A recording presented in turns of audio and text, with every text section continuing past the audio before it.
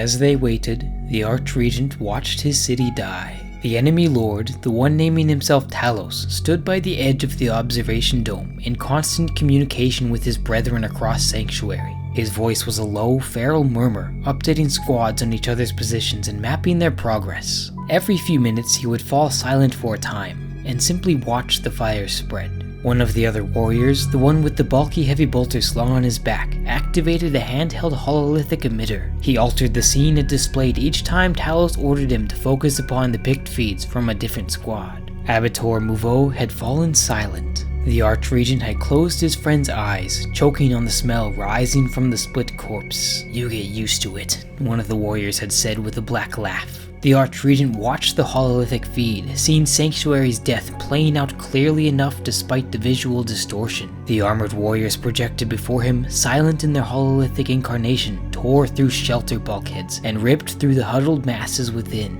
He watched them drag men, women, and children by the hair out into the street to be skinned and carried away by servitors or crucified on the side of buildings to mark that the closest shelter had been raided and cleaned out of all life. He saw bodies hauled into the skinning pits, great mounds of flayed corpses stacked higher and higher, monuments of raw flesh in honor of nothing more than suffering and pain. He saw one of the legionaries catch an infant by the leg and swing it against a building wall. Hunched, clawed warriors with thruster packs on their backs fought over the broken remains, though the image cut to another squad just as the victor began to devour his prize. "Why?" he whispered without realizing he'd spoken aloud. Talos didn't turn from watching the city burn. "Some of us do it because we enjoy it. Some of us do it simply because we can. Some of us do it because this is our empire, and you do not deserve to live within it, enslaved to a lie." The slaughter didn't cease when the sun rose. Some primitive, foolish part of the Archregent's hindbrain had hoped against hope that these creatures would vanish with the coming of the light. "Do you have communication with the other cities?" Talos asked. The Archregent gave a weak nod.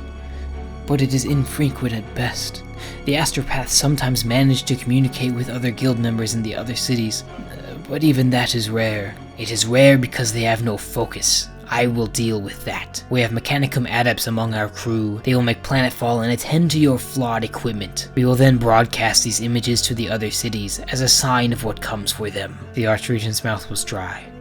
"You will give them time to organize resistance?" There was no hiding the hope in his voice. "Nothing on this world is capable of resisting us," answered Talos. "They are free to prepare however they wish."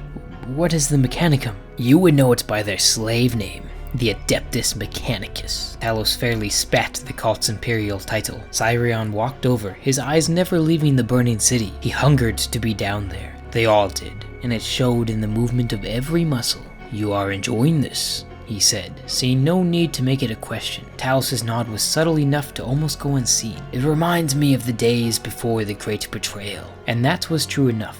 In that age, in the farthest shadowed reaches of the Emperor's light, the 8th Legion had slaughtered whole cities to inspire the other settlements across a given world into obedience of imperial law. "Peace through justice," Talos said, "and justice through fear of punishment."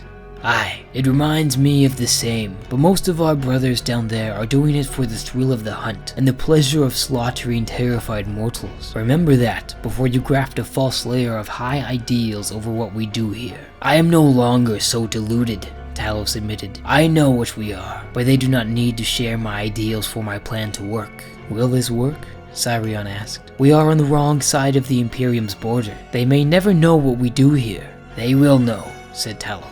"Trust me, they will hear this and come running." "Then my advice is this. We should not be here when they arrive. We are down to 4 claws, brother. After this, we have to return to the Eye and link up with whatever Legion forces we can ally with there." Talos nodded again, but said nothing. "Are you even listening to me?" Cyrion asked. "Just get me the astropaths."